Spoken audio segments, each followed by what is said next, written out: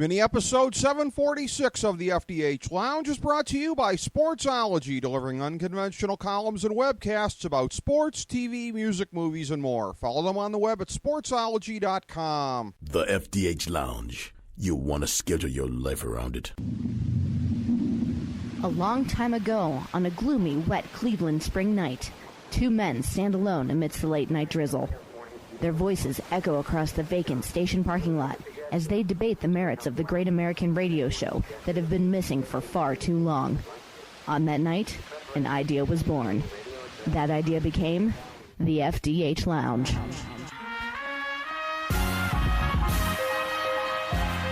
Welcome to the FDH Lounge. Hello, everyone. Welcome to FDH Lounge mini episode number 746. This is FDH managing partner Rick Morris.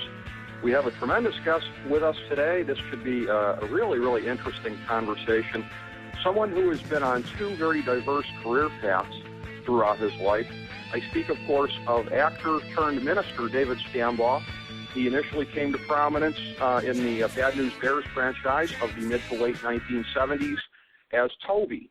And from there, subsequently, after a number of years, decided that the acting path really wasn't for him, and subsequently has ended up as a man of the cloth at this point in time. So a very, very interesting journey. Want to talk about what he was doing then, what he's doing now.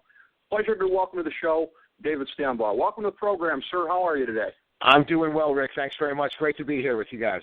Great to have you on. I really appreciate the opportunity to do this. I knew this would be a very, very interesting conversation from the whole path that you have taken through the course of your life. And I know that going back to the beginning of your acting career there with the Bad News Bears movies in the late 1970s, talk about the casting process, how you got involved in the first place. I've read some accounts where you've been talking about what was up with that and how you came to be a fixture in these movies. Absolutely. As a matter of fact, the Bad News Bears came across my path, so to speak, actually after I'd been in acting for about 10 years or so. I actually started doing a soap opera when I was very young. I did a soap opera called Love of Life that was filmed in New York City at CBS. I started on that when I was about 5 years old. Did that for about 10 years. Did a number of other commercials and television movies and things like that. And so somewhere around 11 years old, this audition for a film called The Bad News Bears comes along. And at that time, as you can tell, other than, maybe Tatum O'Neal and Jackie Earle Haley and certainly maybe Alfred Lutter, a lot of us on the team were not very well known at the time. And so they did what they would call a cattle call, where every agent in town would send, everybody they had from 9 to 12 years old. And my understanding is about 2,000 people auditioned for that film between New York, Chicago, Dallas, and L.A. And so it took a number of calls and callbacks and some time playing some ball in Central Park with the director and some of the folks involved in the film. One of the auditions, it's almost become kind of one of my favorite stories to tell. One of the auditions, one of the callbacks, probably my third or fourth callback, I actually was playing Little League at the time, one of the kids that actually played Little League and had some ball-playing experience. We were in the playoffs during the audition process, and so I was like, I can't go. I've got to play. The team needs me. And so part of me would love to think that somewhere in the producer's mind, they said, we got to have this kid. He's the real deal. So sure enough, I ended up on the team. And I just had a great run with the franchise. Method acting at its finest. You got them to believe you as a legitimate baseball player. It worked out for you in the end. And Absolutely. Well, with any kind of franchise, with anything like that, of course, they're going to be bringing in a bunch of kids who, again, don't have a tremendously high profile, although, as you point out, number of years on national television doing some commercials. You weren't exactly coming from zero on that. But as far as a high public profile, really, the magnet for this thing, in the eyes, I'm sure, of the producers and everyone else, was Walter Matthau. And, again, I've read some accounts that you have made of what it was like to deal with him, because there's a lot of public personas out there of where you can look at somebody and kind of think that you know him, and a lot of times that proves to be wrong, of course. But for anybody who might have thought that he would be a guy who would be very comfortable in his own skin and really kind of a generous kind of a guy, that was really the account that I read that you gave of what it was like to deal with him in real life. It really was, and I think there's a lot to be said for that, because one of the first kind of mythic rules of acting is is you don't work with animals or children, and here right. He is stepping into this role with 12 children, 12 kids that potentially could get in his way or spoil the fun, and he was nothing but generous. Nothing but polite, nothing but a gentleman. Again, this is an 11-year-old, recollection. Who knows what happened after my bedtime? But he was absolutely tremendous and professional with us, and was a wonderful, wonderful man to work with. Well, great to hear that he was such a great man in real life, as well as being a great actor. And again, the movie, the original one, has risen to a little bit more prominence this year, as is sometimes the case with anniversaries. 40th anniversary, I think. The MLB Network has been replaying it. I've seen it come across there a few times. So thinking back to that time and place, for all that people tend to associate the mid-'70s as this big period for the tours out there, and for a lot of the really creative things that were happening, and there were a lot of them, but that was where ultimately as well you started to get the two big templates coming into play here, whether it be the popcorn movies with Jaws and ultimately with Star Wars, or the sports underdog movie. There was you guys and there was Rocky. And it wasn't the first sports movies, of course, but this whole genre of the underdog movie, we come to associate those movies as sort of being the tent poles and everything that's come after it. So 40 years on, as you continue to see things, and having been part of the original franchise there, what are your thoughts as, I'm not going to say exactly remakes of Rocky or remakes of Bad News Bears, but so much that borrows from them? Do you kind of get the sense after watching all these years that it's kind of a played-out trope, or do you find yourself admiring new ways that people kind of reinterpret it? I'm curious to know what somebody thinks who was part of the original here well before this risked getting beaten into the ground. Well, I think, and that's a great question, and it's really, really hard to believe that it's been 40 years since that movie came out. 1976 in many, many ways for me seems like yesterday. And I don't think any of us had any idea, those of us who were involved in the making of this movie, that there would still be people that were even interested in talking about it 40 years later, let alone, as you say, being a real template for how these kind of movies are made now, whether it's an underdog movie or a sports movie or the best of, kind of the best of both worlds. I think this movie is still being talked about, I think, because of its authenticity, because of the way it reflects real life, not only 40 years ago, but even today in many ways, in terms of, competition and children and adults and what that relationship is like.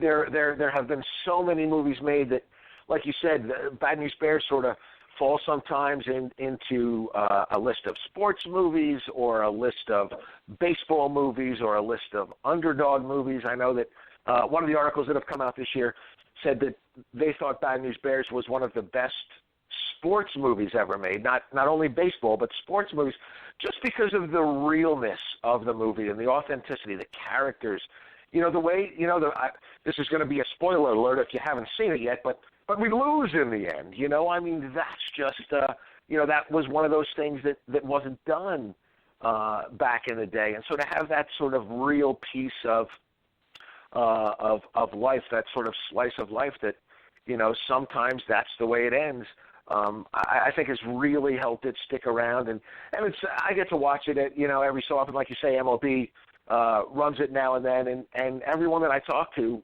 says it's a movie that still stands up. We all have seen those 70 movies that are still very 70s, but this is one that is still kind of rings true even today. Yes, absolutely. There's a lot of elements of it that are timeless. And by the way, again, as far as the spoiler alert part, my sympathy is kind of a little bit minimal out there for anybody who hasn't seen it and wants to cover their ears, because it was 40 years ago now.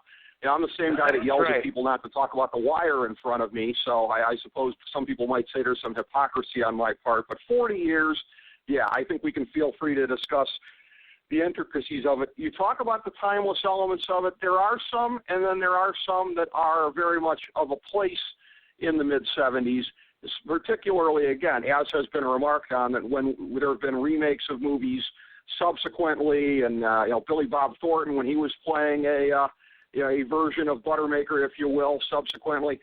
Some of the rough edges are getting sanded off because that's the nature of today's society, and we're a little bit too sensitive for some of the language that's used in there. So some of the authenticity and some of the rawness of the Bad News Bears stuff, which is, again, part of what really kind of thrilled me as a kid in watching these movies, some of that stuff's gone. So what are your thoughts about how society has changed in the 40 years since, and about how you'd have to kind of water down some of the ways that people were expressing themselves in that movie? Another great point about a movie that's still being talked about 40 years later. Up until before I knew they were going to make a remake of the movie, I would always tell people that, it was a movie that you couldn't make these days because of that language, because of the the jokes and the political correctness that's kind of around. I would say you couldn't make that movie these days. And all due respect, to the remake, I don't really think that was our movie. It was certainly a different version or another approach, but it wasn't the one we made, because you're right, everything has become a little bit more careful, a little bit more focus group driven, a little bit more correct. You don't want to offend, and I certainly understand that. And our movie certainly was of a place and a time where that was not the case, when you could get away with some of that language. And I always tell folks, these days, who find out that I'm in the film, and they say, "Oh, I've got to show my kids that movie." I'm very quick to grab them by the shoulder and say, "Hey, listen, do me a favor.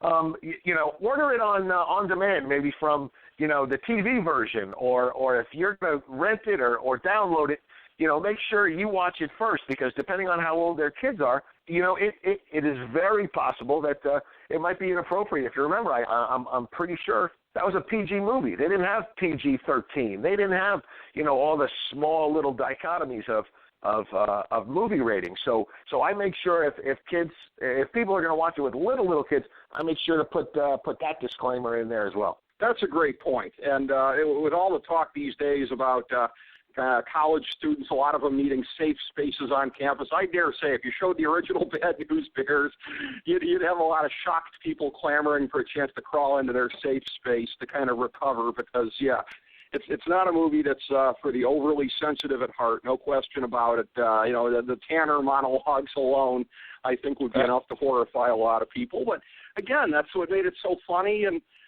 really so interesting in a lot of ways, is that everybody was willing to kind of go there and make this kind of a movie and then subsequently franchise. So it kind of plays out from the original for the next couple of years. And, again, a parallel journey for all of you that are in it, as you're all at that point getting older and having to make the decision about whether you're going to stay in acting or not, which, again, for a lot of people in the business is no decision at all, particularly for somebody who had spent as much of his life as you had in it.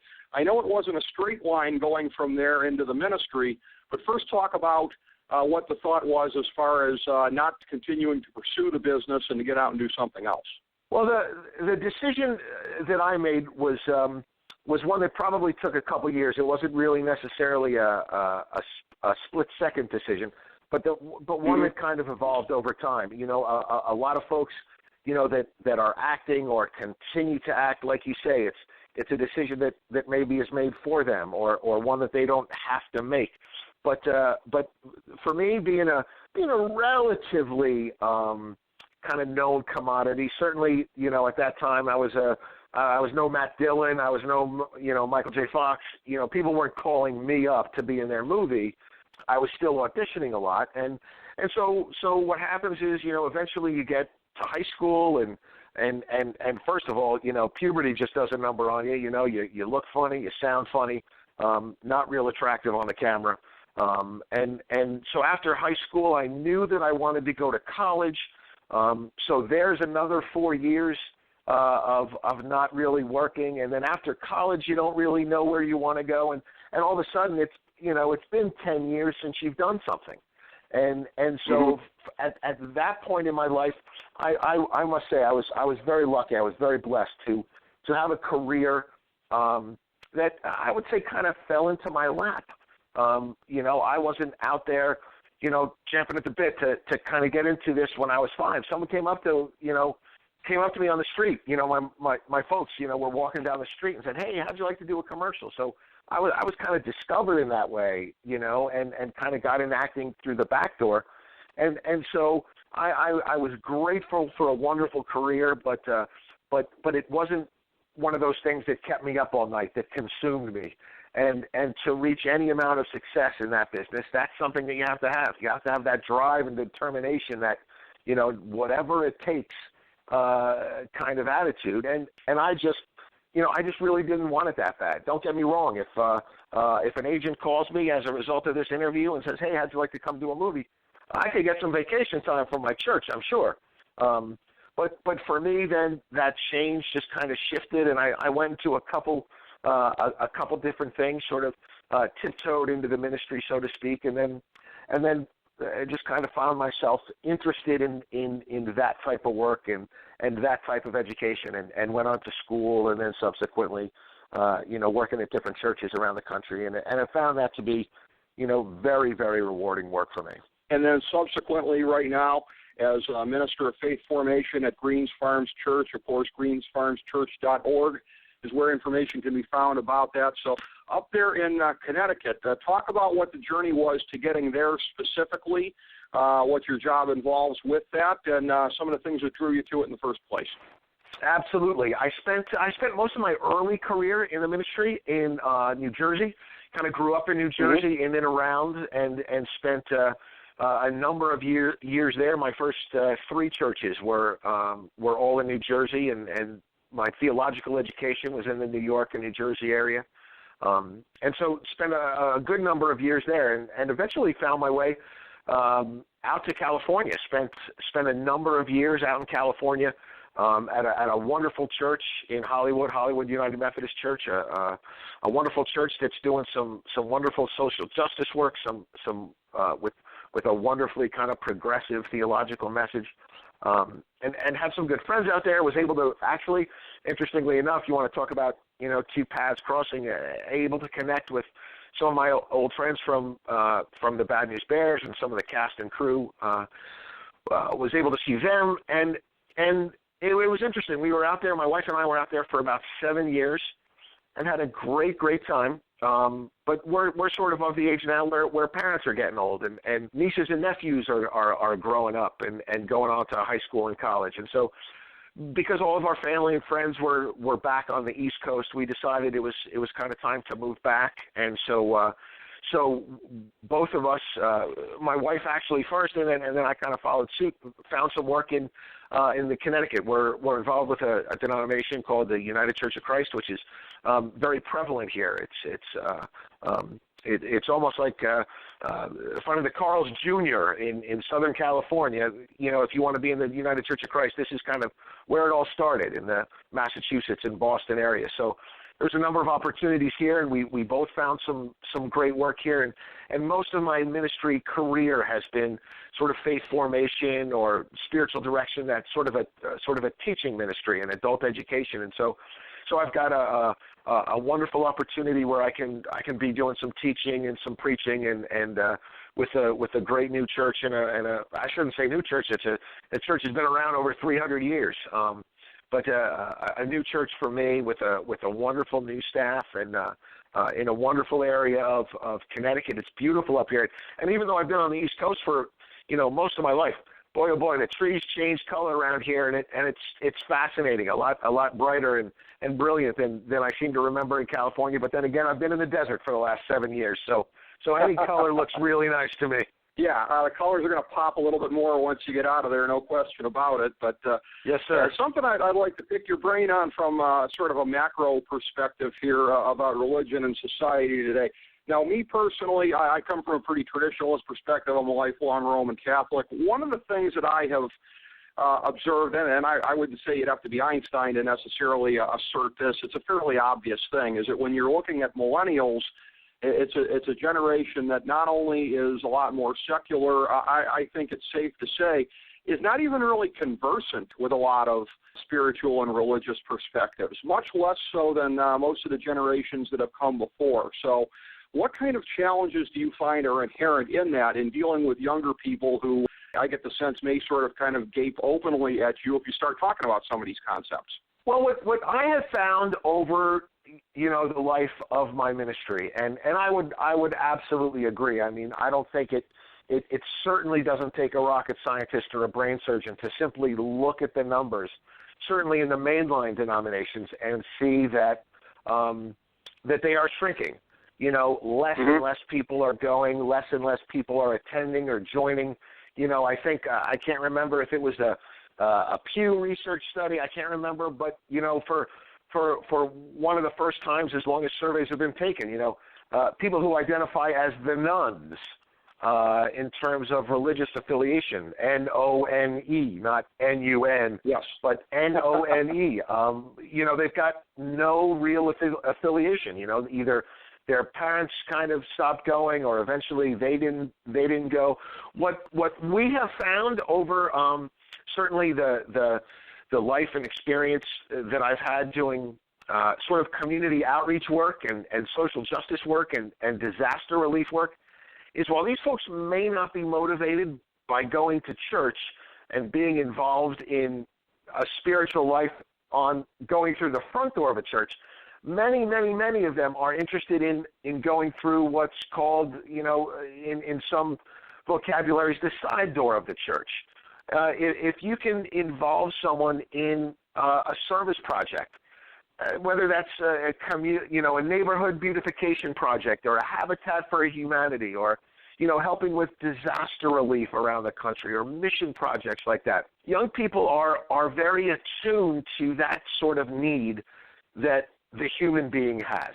I mean, I think we deep down in our hearts kind of want to help each other and care for each other, and so many churches and many of those millennials, as you say, are I think interested in doing that sort of thing. So if you can reach them through that specific avenue and get them to come to the church through the side door, they may not be there on Sunday morning at 10, but they might be there on, Saturday afternoon to do a Habitat for Humanity house build, or to help put together disaster relief packages for flood victims in Louisiana or earthquake victims in Italy, whatever it is.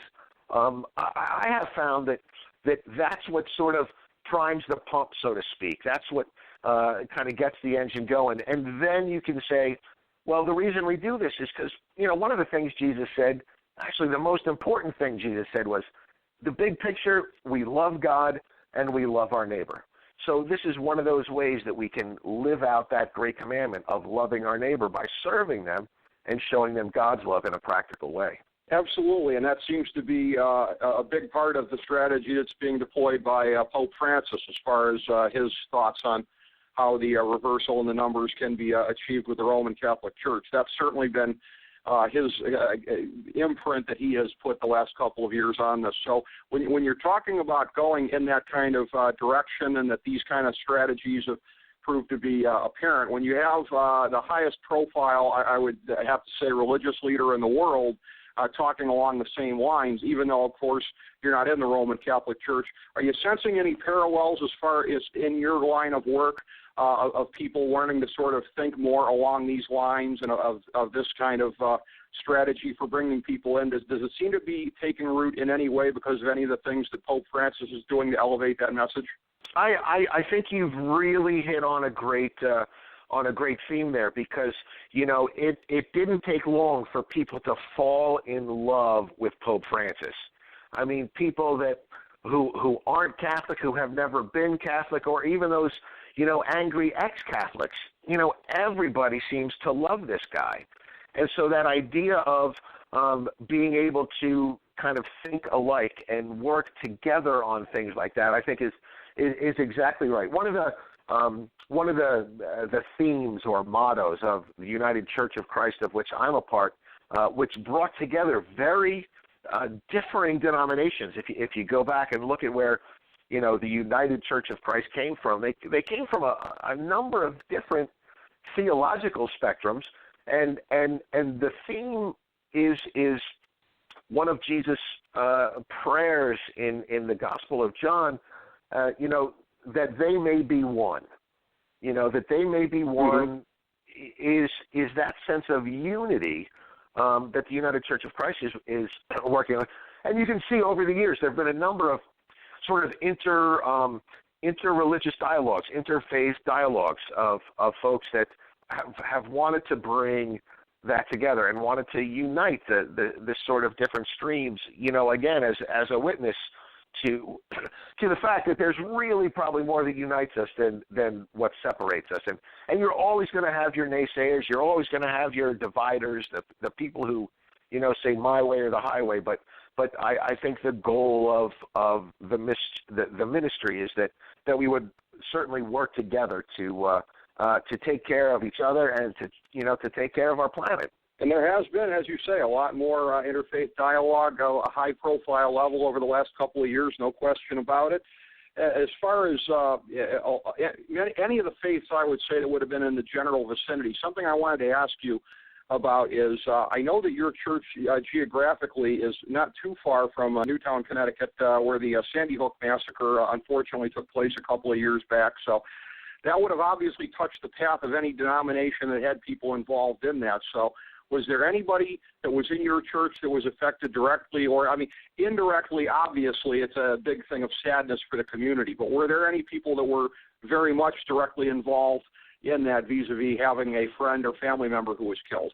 Not that I'm aware of. Interestingly enough, not in my church in Connecticut. In my church in California, as a matter of fact, however, there was a young lady who was in California working, in the entertainment industry as a producer who was actually from Connecticut and from that area. And so she came, back.